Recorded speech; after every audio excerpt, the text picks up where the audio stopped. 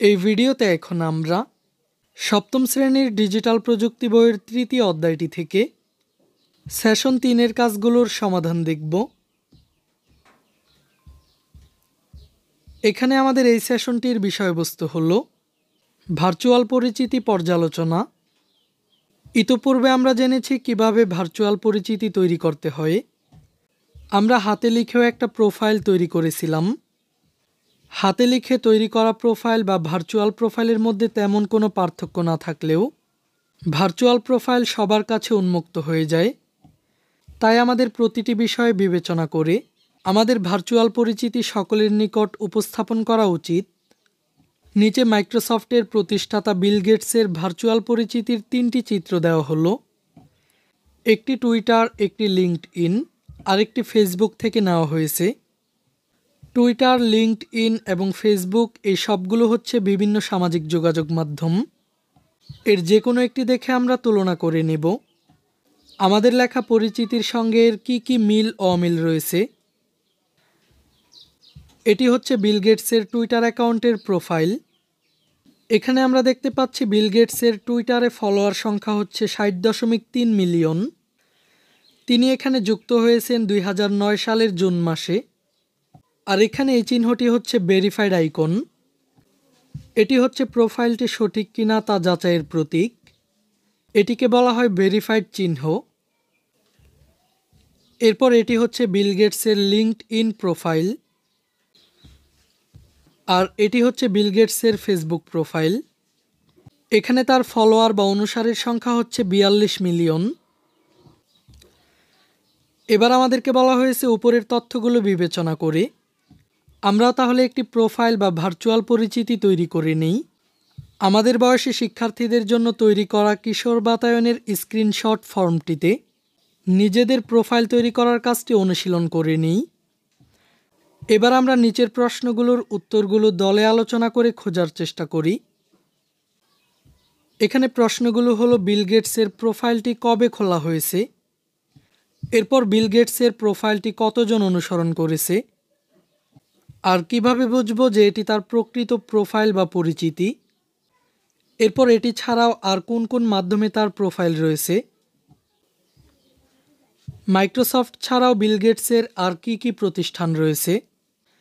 তো শিক্ষার্থীরা, চলো আমরা এই প্রশ্নগুলোর সমাধানগুলো দেখে নিই। প্রথম প্রশ্নটি ছিল বিল গেটসের প্রোফাইলটি কবে খোলা হয়েছে। বিল গেটসের প্রোফাইলটি খোলা হয়েছে 2009 সালের জুন মাসে। এরপর বিল গেটসের প্রোফাইলটি কতজন অনুসরণ করেছে, 60.3 মিলিয়ন।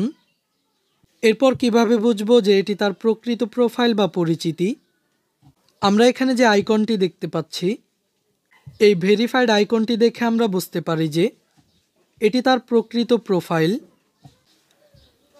এরপর এটি ছাড়াও আর কোন কোন মাধ্যমে তার প্রোফাইল রয়েছে, টুইটার ছাড়াও লিঙ্কডইন এবং ফেসবুক মাধ্যমেও তার প্রোফাইল রয়েছে। এরপর সবশেষ প্রশ্নটি হলো মাইক্রোসফট ছাড়াও বিল গেটসের আর কি প্রতিষ্ঠান রয়েছে, Bill and Melinda Gates foundation. শিক্ষার্থীরা, এরপর এখানে আমরা যে ছবিটি দেখতে পাচ্ছি এটি হচ্ছে কিশোর বাতায়নে সাইন আপ করার চিত্র। এখানে প্রোফাইল তৈরি করার জন্য প্রথমে আমাদের নামটি লিখতে হবে। আমাদেরকে নাম লিখতে হবে ইংরেজিতে। এরপর এখানে ফোন নাম্বার। এখানে বইয়ে পূরণ করার ক্ষেত্রে আমরা কোনো ফোন নম্বর লিখব না। এখানে আমাদেরকে বলে দেওয়া হয়েছে ব্যক্তিগত নিরাপত্তার জন্য এই ঘরে কোনো মোবাইল নম্বর লিখব না।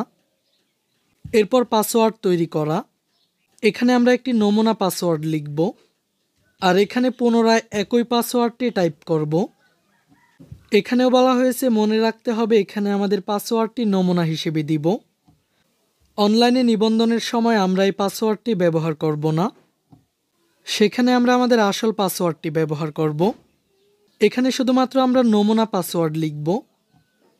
এরপর হচ্ছে জেলা। এই অংশটিতে ট্যাপ করার পর আমাদের সামনে জেলার লিস্ট চলে আসবে। সেখান থেকে আমরা আমাদের নিজেদের জেলা নির্বাচন করব। এরপর শিক্ষা প্রতিষ্ঠান। একইভাবে এই অংশটিতে ট্যাপ করার পর আমাদের সামনে শিক্ষা প্রতিষ্ঠানের তালিকাটি চলে আসবে। সেখান থেকে আমরা আমাদের নিজেদের শিক্ষা প্রতিষ্ঠানটি নির্বাচন করব। এরপর এখানে আমরা কোন শ্রেণীতে পড়ি তা লিখব, আর এখানে আমাদের জন্ম তারিখটি লিখব। এরপর ছেলে হলে এই ঘরটি পূরণ করব, আর মেয়ে হলে এই ঘরটি পূরণ করব। এভাবে করে আমরা কিশোর বাতায়নে নিবন্ধন করতে পারবো। এই ক্লাসে এই পর্যন্তই। পরবর্তী ক্লাসে আমরা এই অধ্যায়টির সেশন 4-এর কাজগুলোর সমাধান দেখব। শিক্ষার্থীরা, এই ক্লাসটি তোমাদের কাছে কেমন লেগেছে তা আমাকে কমেন্ট করে জানিয়ে দাও। আর আমাদের চ্যানেলে নতুন হয়ে থাকলে চ্যানেলটিকে এখনই সাবস্ক্রাইব করে রাখো।